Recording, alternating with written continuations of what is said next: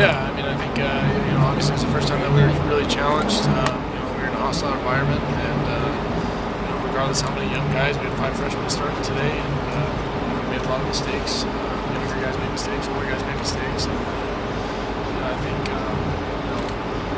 before in this season we'd only been down for about 2 minutes. So this was the first time we were really down. We had to deal with some adversity. We went in the locker room at halftime, made some adjustments. We came out. We went. We played a lot better. We took a lead, and we just turned the ball over, and we weren't able to stop our offense. Talk about the conditions. Obviously, the weather and the dust and everything that went on was really weird. Did you experience anything like that before? No. Yeah. I mean, it just made it more hostile. It made it more crazy. But that's what you want. That's the reason you sign up for to play Division I college football is for games like this, and it would have been nice to be on the winning end of it, but we weren't. So hopefully we learned from it. We're able to. Once you went ahead, did you feel like the momentum had turned in your favor? You guys were going to have another? Absolutely.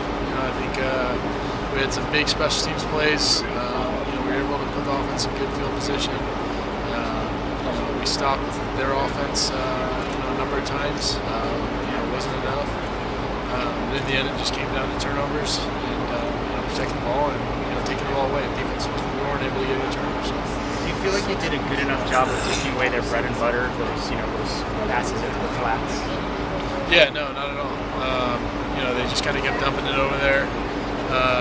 They prepared for something that they obviously saw something in games previous. So they just kind of kept throwing the ball into the flat, and we weren't able to stop it. Did that prevent the pass rush from getting there too? The fact that they was they completely eliminated our pass rush. We were talking before the game how big of a game it was going to be for our defensive line, and I think they knew that too.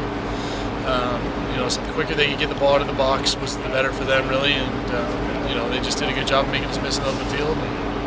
So it seemed like you basically played every meaningful snap for the most part.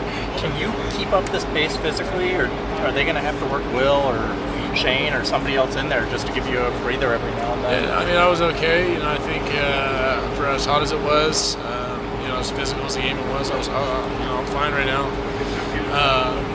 We'll see how it goes later in the year. Hopefully Lamar gets healthier, and if not, Will's gonna have to obviously step in and take some snaps. I can't. How frustrating was it? You guys got the lead and you had momentum, but you kept having those turnovers that were backbreakers through the second half. Yeah, it's tough. I think great teams, don't turn the ball over on the road, and great teams are able to take the ball away. When you're back against the wall like that, you got to make sure that you finish, and we weren't able to do any of those things. So. It seemed like when you did blitz, like Illinois, you were able to get to them a little bit. Do you guys have to go to the coaches at some point and say, you got to let us loose and play more aggressive? No, I mean, I think it's more of, like I'd said in earlier weeks, the glory about playing at USC is, you prepare for a team all week, and you're able to watch game film after game film, and, we prepare for things, and we come out here, and, they've got this, crazy USC package that they're bringing out, and teams are always circling us on their schedules. Regardless of what people say about SC, whether they think it's a down time or been down years or whatever.